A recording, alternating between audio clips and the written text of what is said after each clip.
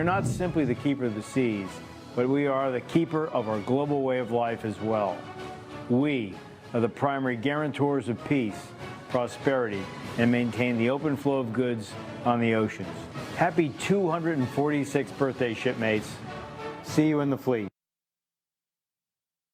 Well, that was the Chief of Naval Operations, Admiral Mike Gilday, and his wife Linda delivering a birthday message to the Navy, which is celebrating its 246th birthday today. Joining us now is California congressional candidate and a 13-year Navy veteran, Joe Collins. Joe, welcome to the show.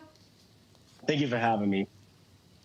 So how important is it for you that more members of Congress are elected that have served in the military? Well, I think it's extremely important. You know, happy birthday to the United States Navy. But what's going on with our military right now is just extremely sad. We turned from a world-renowned fighting force to a social woke culture. And I think that's completely terrible. But that's what you get when you have a lot of bureaucrats who have never served in our country's military making rules and laws for our military. It's completely sad. So I absolutely agree that, you know, our people who are running for Congress should have some type of military experience. Well, I mean, and I think that's a really interesting thing because we know that number has waned. We actually have been highlighting a lot of folks who are running for office right now. Do you get any support from fellow veterans to help your campaign? Oh, yes, all the time. I mean, our support comes from everybody across the United States. You know, I was a recruiter for 3.5 years. I ran a #1 recruiting station in Fort Worth, Texas, and a lot of the young people who I've helped jumpstart their career call me and tell me, you know, we're supporting you. We love what you're doing. You've always been a great influence and keep it up. So, yes, absolutely.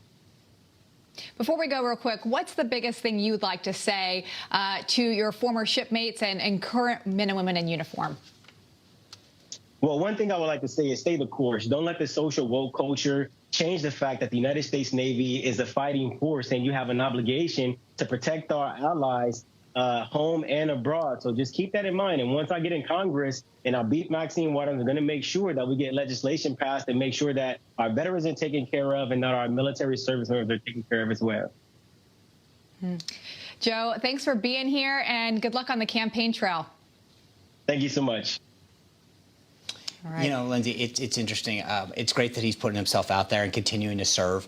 We're going to highlight many more of these veterans, especially in the coming months, who are taking a shot at running for Congress, whether it's Congress or other offices, because he's got a point there. And if you're going to make these big decisions, at least having people in Congress or in the State House that can say to their other colleagues, hey, when you pass this, piece of legislation, this is how it's going to affect the people who actually serve that are going to live the results of this legislation. They're going to have to deploy. They're going to have to defend.